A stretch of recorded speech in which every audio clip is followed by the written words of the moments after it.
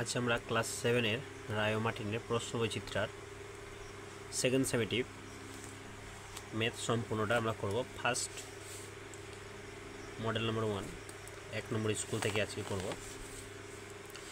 বলেছে আমাদেরকে এখানে যে 0.000289 এর বর্গমূল হলো। এর বর্গমূলটা কত আমাদেরকে সেটা দেখাতে বলেছে। এই আমরা অঙ্কটা টুকেছি। তো বর্গ করতে গেলে আমাদের এই দিক থেকে দুটো করে ঘর ধরতে হয়। দুটো করে ঘর ধরলে লাস্টে আমরা 0 পেয়ে যাই। এই 0টাকে উঠিয়ে দেওয়ার জন্য আমরা 0 ধরবো। কী ধরবো? 0 ধরবো। এটা ধরে আমরা এখানে 0 তো নামবে না, তারপরে আবার যদি 0 ধরি তো এই দুটো 0 চলে যায়। 0 চলে যাওয়ার পরে আমরা কি পাচ্ছি? এই দুটো ঘর পাচ্ছি। এই দুটো ঘর যখন পাচ্ছি তো এই দুটো ঘর আমরা কী করবো? এই দুটো ঘরকে নামাবো। 0 2 কতবারে যাবে? 2 থাকলে একবারে যাবে। কবারে যাবে? একবারে যাবে। একবারে যদি যাই তো 1 1 1, 2 থেকে একবার থাকে কত? 1, নামবে কত? 8 9। তাহলে এই যে উপরে যে সংখ্যাটা রয়েছে এর ডবল নিতে হবে আমাদেরকে। 1-এর ডবল কত? 2। কত নিলে যাবে? 7 নিলে যাবে।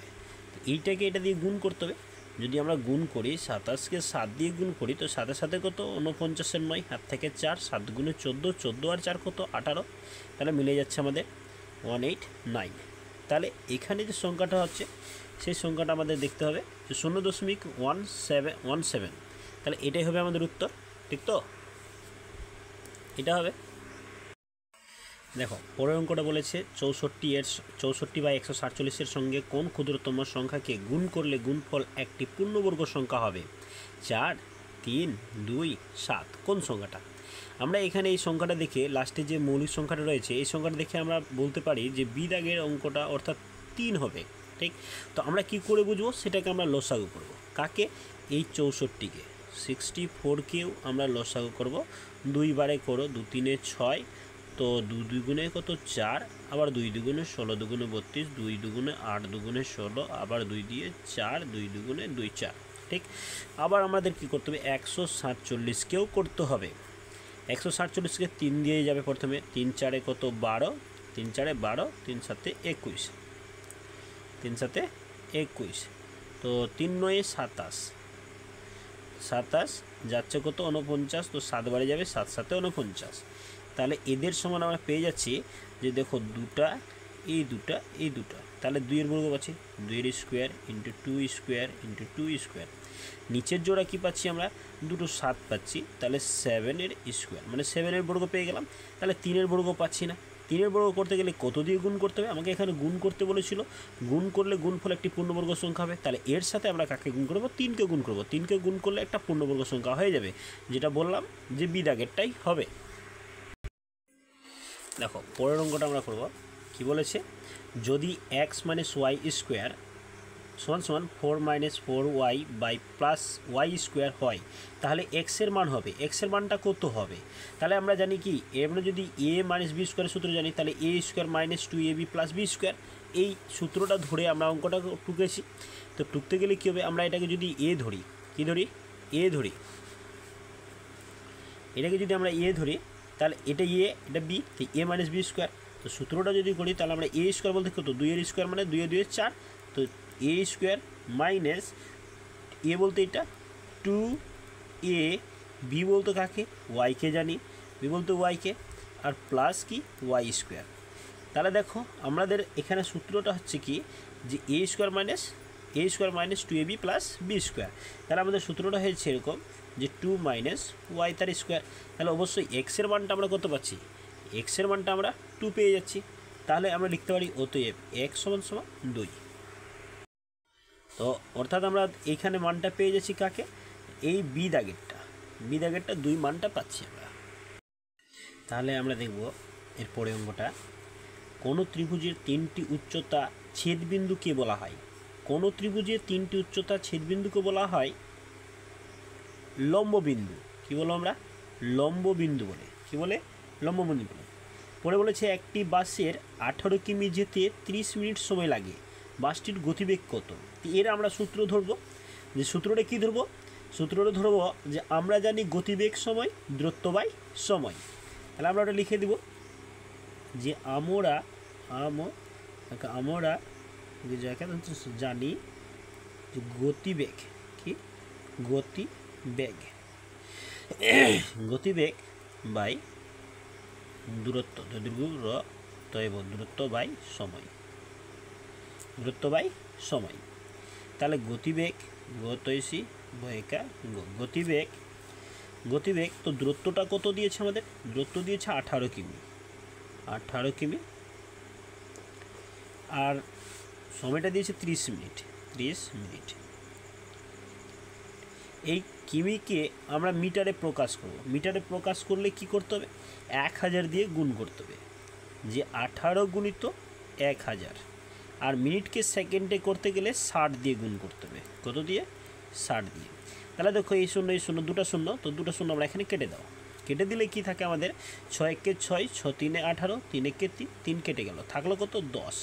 তো 10 কি এখানে আমরা জানি এটা হয়ে গেছে কিসে? মিটারে, ময়সি টাকা মিটার, আর এটা হয়ে গেছে সেকেন্ড। সেকেন্ড। তাহলে এখানে কি হবে? 10 মিটার পার সেকেন্ডে যাচ্ছে। 10 মিটার ময়সি টাকা মিটার পার সেকেন্ড। সেকেন্ড। এই হয়ে গেল আমাদের অ্যান্সার। তাহলে বুঝতে পেরেছ এখানে কি বলেছে? একটি বাসের 18 কিমি যেতে 30 মিনিট সময় লাগে। তাহলে বাসটির গতিবেগ কত? গতিবেগ জানতে চেয়েছে, তাই লিখেছে কি আমরা জানি গতিবেগ সমান দূরত্ব বাই সময়।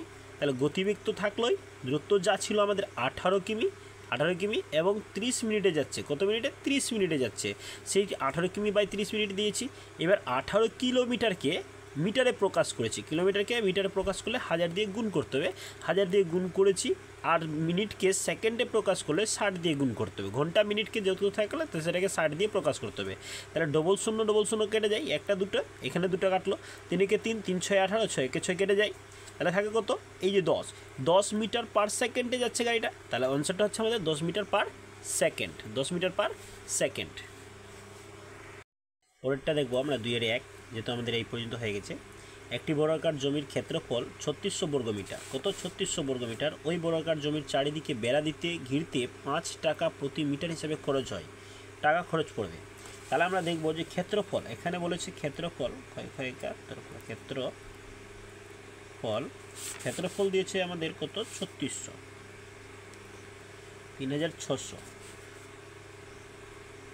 বর্গমিটার। ঠিক আছে। তাহলে আমরা জানি কি আয়তক্ষেত্রের বাহু ইন্টু বাহু সমান ক্ষেত্রফল। তাহলে আমরা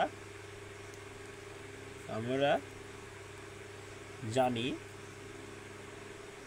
বাহু ইন্টু বাহু সমান ক্ষেত্রফল। ক্ষেত্রফল।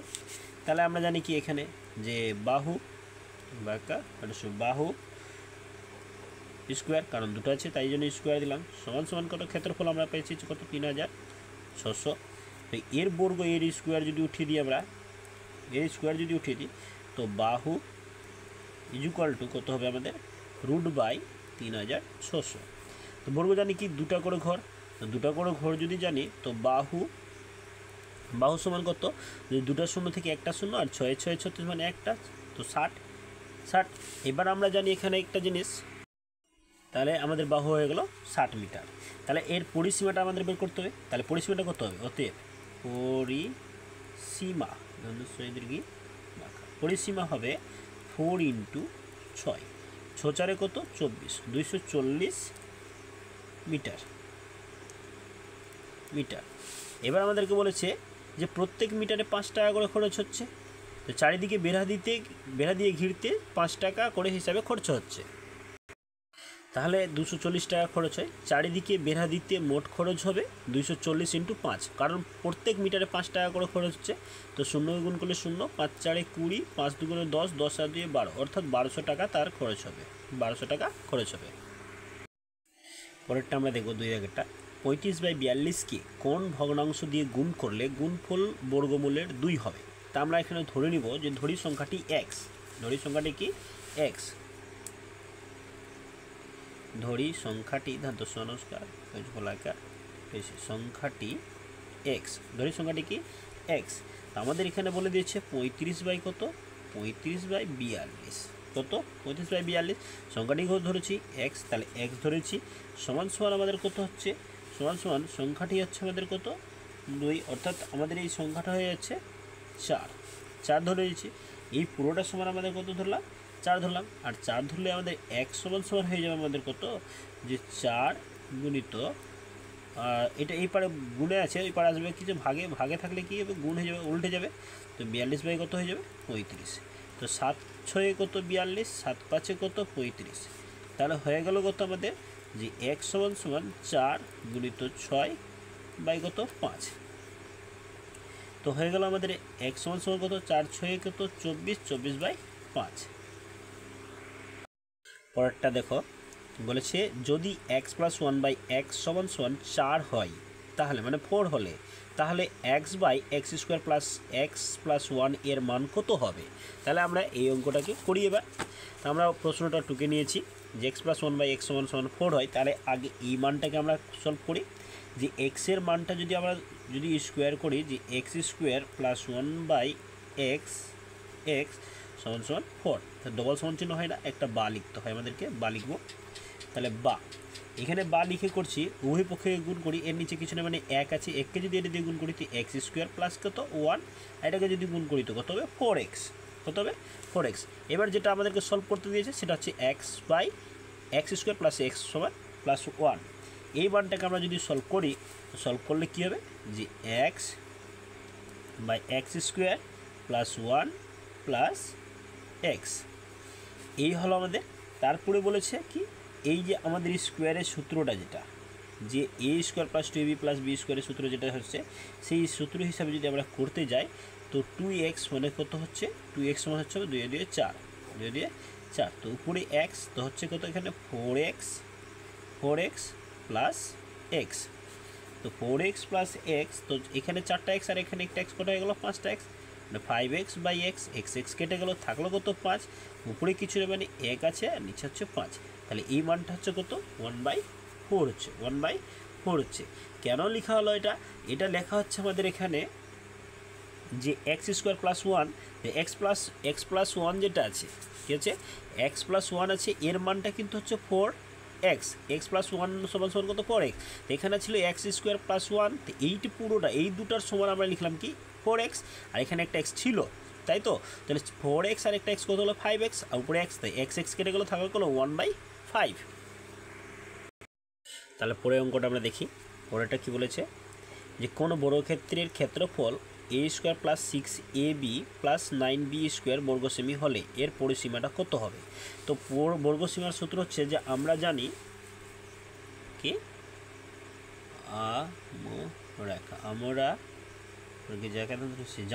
আমরা জানি যে বাহু ইন্টু বাহু সমান সমান ক্ষেত্রফল, ক্ষেত্রফল। তো বা এই যে বাহু ইন্টু বাহু, তো বাহুকে লিখবো আমরা একবার বাহু তার কি স্কোয়ার, আর ক্ষেত্রফলটা যেটা লিখেছে আমাদের ক্ষেত্রফল, যে এই ক্ষেত্রফলটা আমরা লিখবো কি লিখবো যে a² + 6ab + 9b²। তো এইটাকে আমরা সূত্র ধরে নিতে পারি বা বাহু, তো এটা a + 2ab + b²। তো a বলতে আমরা এর কি জানি a² প্লাস 2 বলতে 2, a বলতে a, আর এখানে বলেছে কি প্লাস 3b তার স্কোয়ার, অর্থাৎ 3b যদি হয় তাহলে এখানে হচ্ছে আমাদের কত 3b। তো এখানে লিখব বাহু, তো এটাকে আমরা পুরোটাকে একটা a² + 2ab + b², তাহলে লিখতে পারি আমরা যে a + 3b তার স্কোয়ার। তাহলে এই যে বাহুর যে স্কোয়ার দিয়েছি আমরা, এই স্কোয়ারটা ওঠানোর জন্য এদিকে রুট করতে হবে, বাহু রুট বাই কী লিখবো যে a + 3b তার স্কোয়ার। এবার রুটের ভিতরে ডবল আছে, ডবল থাকলে কী হবে রুটের বাইরে একটাই হয়ে যাবে, বাহু কী হয়ে যাবে যে a + 3b। তো কী বলেছে এখানে পরিসীমা, অর্থাৎ সীমা হয়ে যাবে, কত হয়ে যাবে পরিসীমা হয়ে যাবে, কে যাবে পরিসীমা হয়ে যাবে। তাহলে দেখতে পেয়েছো, তাহলে কি বললো যে আমরা জানি কি যে বাহু ইন্টু বাহুর ক্ষেত্রফল সমান বাহু স্কোয়ার, অর্থাৎ ডবল হয়ে গেল বাহু তো ডবল তো স্কোয়ার হয়ে গেল। আর যেটা আমাদের মান দেওয়া ছিল যে a² + 6ab + 9b², তাহলে এটাকে a ধরলাম, এটাকে b ধরলাম, তাহলে a² + 2ab + b², তাহলে এই পুরোটা সমান আমাদের a + b² সূত্র আসছে। আর এখানে স্কোয়ার আছে, তার মানে কি এটা রুটে নিয়ে আসছি। আর রুটে নিয়ে আসার কারণে কি হচ্ছে, এটা যখন রুটের ভিতরে ডবল থাকলে রুটের বাইরে কী হবে, একটা বেরিয়ে যাবে। তাহলে আমরা দেখতে পেলাম যে a + 3b সেমি, তো পরিসীমা সমান 4 × a + 3b সেমি। আমরা জানি এই পরিসীমার সূত্র কি, যে 4 × বাহুর দৈর্ঘ্য যেটা সেমি হয় সেই আমরা লিখতে পারি। তো 4এরটা আমাদের বলে দিয়েছে যে চিত্রের সংজ্ঞা লেখো ত্রিভুজের মধ্যমা কাকে বলো। এই ত্রিভুজের মধ্যমা বলতে একটা ত্রিভুজ আমরা আঁকা হবে, সেই ত্রিভুজের মধ্যমাটা এই ত্রিভুজটা দেখবো আমরা। ত্রিভুজটার মধ্যমা, ত্রিভুজ কাকে বলে বা ত্রিভুজের মধ্যমা কি, বলছে ত্রিভুজের শীর্ষবিন্দু থেকে বিপরীত বাহুর মধ্যবিন্দু সংযোগ সরলরেখার সমষ্টিকে ত্রিভুজের মধ্যমা বলে। এই ত্রিভুজের মধ্যমা মানে হচ্ছে একটা ত্রিভুজ নিয়েছি এ বি সি, এ হচ্ছে তিনটা বিন্দু দিয়ে একটা ত্রিভুজ অঙ্কন করা হয়েছে। তো ত্রিভুজ কি লিখেছি, যে ত্রিভুজের শীর্ষবিন্দু সংখ্যা 3টি হয়। ত্রিভুজের শীর্ষবিন্দু কয়টা, 3টা, 1 2 3। এবার বলেছে এই যে বি বাহুর বিপরীত বিন্দুটা, বি বাহুর বিপরীত বাহু হচ্ছে এসি, আর সি বাহুর বিপরীত বাহুটা হচ্ছে এ বি, আর এ বাহুর বিপরীত বাহু হচ্ছে বিসি। এবার বলেছে যে এসির বাহুর মধ্যমা বিন্দু হচ্ছে ই বিন্দু, এসি বাহুর মধ্যমা বিন্দু হচ্ছে ই বিন্দু, যে বিন্দুটা বি আর এবং ই এর সাথে সংযুক্ত করা হয়েছে, বি এর সাথে কি হচ্ছে, ই এর সাথে সংযুক্ত করা হয়েছে। বিপরীত দেখে বলছে ত্রিভুজের শীর্ষবিন্দু সংখ্যা 3টি হওয়ার মাধ্যমে, কয়টি হওয়ার মাধ্যমে, 3টি হওয়ার মাধ্যমে সংখ্যা ও 3টি হয়। এই 3টি সংখ্যাও কি হচ্ছে, 3টা হচ্ছে। চিত্রে এবিসি ত্রিভুজের, চিত্রটা এই যে এবিসি ত্রিভুজের এ বি ও সি হলো 3টি শীর্ষবিন্দু, এই এ বি সি 3টা কি হচ্ছে শীর্ষবিন্দু, এবং ডি ই এফ হলো যথাক্রমে মধ্যমা, ডি ই এফটা হচ্ছে কি মধ্যমা। তাহলে বিসি, সিএ এবং এ বি এর মধ্যবিন্দু কি বলছে, যে বি সির মধ্যবিন্দু হচ্ছে ডি বিন্দু, বিসি বাহুর মধ্যবিন্দু হচ্ছে ডি বিন্দু, এ বির মধ্যবিন্দু হচ্ছে এফ বিন্দু, এবং এ সি বাহুর মধ্যবিন্দু হচ্ছে ই বিন্দু। যে পরপর আমরা লিখে দিয়েছি। তো বলছে পরে একে দেখবো যে ত্রিভুজের মধ্যবিন্দু 3টির একটি নির্দিষ্ট বিন্দুতে মিলিত হবে। যেখানে মিলিত হচ্ছে সেটা হচ্ছে ও বিন্দুতে মিলিত হচ্ছে, সেটা কি নির্দিষ্ট একটা বিন্দুতে কি হচ্ছে, মিলিত হচ্ছে ও বিন্দু, অর্থাৎ মধ্যমা 3টি সমবিন্দু, ওই বিন্দুটিকে ত্রিভুজের ভোর কেন্দ্র বলা হয়। এই ত্রিভুজের ভোর কেন্দ্র কোনটা, ও বিন্দু, ভোর কেন্দ্র কোনটা, ও বিন্দু। পরেরটা দেখব চিত্রের সহ বিপরীত কোণের সংজ্ঞা লেখো। তো বিপরীত কোণের সংজ্ঞাটা আমরা লিখব, কীরকম লিখব, যে আমরা লিখেছি দুটি সরলরেখা পরস্পরকে ছেদ করলে, দুটি সরলরেখা কী করলে, পরস্পরকে ছেদ করলে, একটা সরলরেখা একটা সরলরেখা কী করছে, ছেদ করছে। তো এটা এ, এটা বি, এটা সি, এটা ডি। বিপরীতকে ছেদ করলে ছেদ বিন্দু বিপরীত পার্শ্বে এক জোড়া করে সমান সমান কোণ দুটিকে পরস্পর বিপরীত কোণ বলবো। এক জোড়া মানে এই কোণের মান যা হবে এই কোণের মানও তাই হবে, মানে এই কোণটা যা হবে এই কোণটা সমান হবে, আর এই কোণের মান যা হবে এই কোণের মানও তাই হবে। যদি এই কোণটা আমাদের 80 ডিগ্রি হয় বা 70 ডিগ্রি হয়, যেটা হয় এটা যদি 80, এটাও 70 হলে এটাও 70 হবে, এটা 80 হলে এটাও 80 হবে, এটা 60 হলে এটাও 60 হবে। এবার যদি এটা 100 ডিগ্রি হয় তাহলে এটাও 100 ডিগ্রি হবে। তাহলে আমরা জানি কি একটা বৃত্তের কেন্দ্রীয় কোণের মান হচ্ছে 360 ডিগ্রি। তো 80 80 160, 100 100 200, 200 আর 160 কত, 300, 360 ডিগ্রি। এই পুরোটা মানই কিন্তু আমাদের 360 ডিগ্রি হবে।